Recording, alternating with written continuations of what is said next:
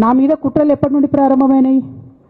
ఎప్పుడైతే హరీష్ రావు గారు, రేవంత్ రెడ్డి గారు ఒకే ఫ్లైట్లో హైదరాబాద్ నుండి ఢిల్లీకో, ఢిల్లీ నుండి హైదరాబాద్లో ఒకే ఫ్లైట్లో వాళ్ళిద్దరు ప్రయాణం చేసి వచ్చినప్పుడు హరీష్ రావు గారు, రేవంత్ రెడ్డి గారు కాళ్ళు పట్టుకొని సరెండర్ అయినాక ఈ కుట్రలు స్టార్ట్ అయినాయి, నా మీద ఈ స్టోరీలు స్టార్ట్ అయినాయి, మా కుటుంబాన్ని విడగొట్టాలనేటటువంటి కుట్ర స్టార్ట్ అయింది. నేను ఛాలెంజ్ చేస్తా ఉన్నా, రేవంత్ రెడ్డి గారు మీరు చెప్పండి, ఆ ప్రయాణం జరిగిందా జరగలేదా?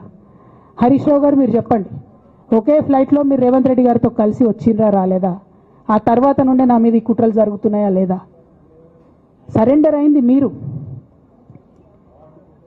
ప్రతి ఒక్క విషయంలో దాదాపు ఒక 7-8 ఇష్యూస్ ఉన్నాయి, ఇన్సిడెంట్స్ ఉన్నాయండి. అఫీషియల్ పిఆర్ఓ ట్వీట్ చేస్తాడు, Congress party official PRO tweet చేస్తాడు, ముఖ్యమంత్రి గారు పిఆర్ఓ, ఈ పాల వ్యాపారంలో అవినీతి జరిగిందని. తెల్లారి 2-3 పేపర్లలో వస్తుంది, 3వ రోజుకి మాయమైపోతుంది.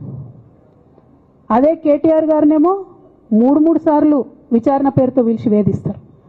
అంటే కేసీఆర్ కుటుంబం నికార్స్గా బరిగీసుకొని కాంగ్రెస్ పార్టీతో రేవంత్ రెడ్డి కొట్లాడుతున్నాం కాబట్టి మా మీదనేమో కుట్రలు జరుగుతాయి, మా మీదనేమో కేసులు పెడతారు. మీ మాత్రం 1 or 2 days హెడ్లైన్స్ వస్తే తర్వాత న్యూస్ గాయబవుతుంది. ఎన్ని జరగలే చెప్పండి హరీష్ రావు గారి విషయంలో? ఫస్ట్ పాల వ్యాపారం మీద ఏమొచ్చినాయి ఆరోపణలు?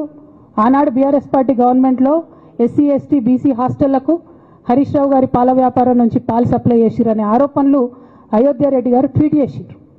గతం 2 రోజులు పోయిన ఆరోపణ ఎందుకు? సరెండర్. నెక్స్ట్ ఒక అభియోగం చేసిరు ముఖ్యమంత్రి గారు, రంగనాయక్ సాగర్ దగ్గర ఆయన ఫామ్ హౌస్ ఉంది, అది ప్రభుత్వ భూమి, కబ్జా చేసిండని. 1 day headline, 3rd day news గాయబ్. No case, nothing. కేటీఆర్ పరిస్థితి ఏంటి? ఎన్ని కేసులు పెట్టిరు కేటీఆర్ అన్న మీద? ఎన్నిసార్లు పిలిచిండు విచారణకు?